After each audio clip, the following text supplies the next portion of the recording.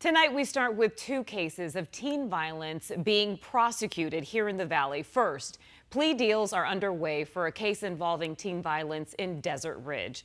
Good evening, and thanks so much for joining us. For 12 News at 6, I'm Kariba Devine. And I'm Troy Hayden. Mark's off tonight. The attack caught on camera led to the arrest of 4 teens back in April. And the I-Team's Erica Stapleton broke the story back then. So what's going on now, Erica?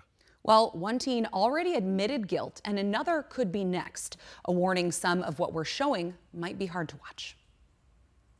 This mom still can't bear to watch the alleged attack on her 15-year-old son. It's the cops! Get the off of him! I am protecting my mind, and it's just every mother's worst nightmare. So at this point, I've not watched the video. But she will watch all 4 of the teen suspects arrested in the attack go to court. Stop! That's enough! She asked we not share her name to protect her son's privacy. And how is your son doing?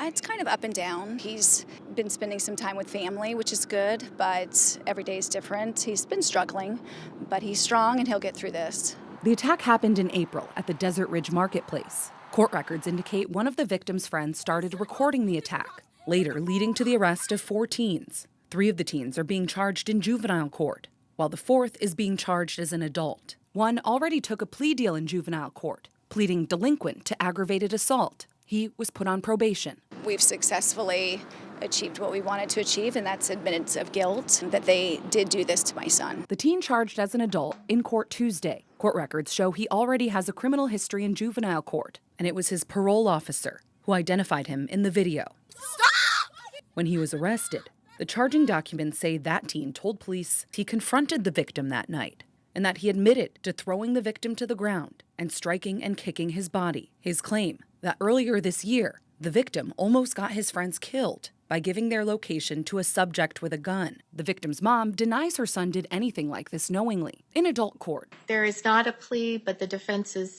going to be submitting a plea proposal. The teen suspect's attorney says they want to talk about a plea deal. He wants to engage in negotiations. He's due back in court next month. I would say teen violence is definitely on the rise, and something needs to be done about it. And guys, those 2 other teens still have ongoing cases in juvenile court. Yeah, and Erica, what's the difference between being tried as a juvenile versus being tried as an adult? Well, there's a big difference because in adult court, the stakes are obviously higher.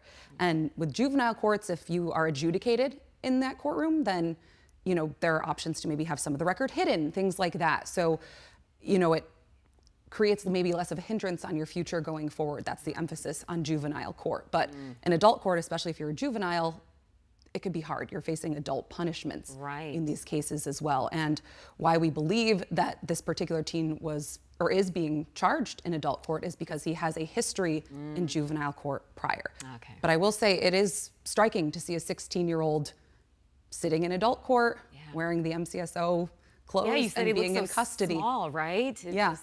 Kind of an odd look, but there's consequences. And so he's in adult jail. Yes, he's being held. What I understand is that if you are a juvenile being held in adult jail, you're in a separate area. So you're not mixed in with people who are, older than you are, actual adults over the age of 18. Are there others in there that are that age? According to our reporting, anytime we've reported on this, the Preston Lord case comes to mind, high-profile case in the East Valley. Obviously, we've done a lot of coverage on that, but I know when some of those teens were originally arrested, they were also in custody, but on the juvenile side. So it just depends on the circumstances. But yeah, he's being held in custody at this point, and I think it just emphasizes really the ripple effect that teen violence can have on not just the victims of these attacks, but the suspects as well. Oh yeah, young people's lives altered forever with this. All right, Erica, thank you.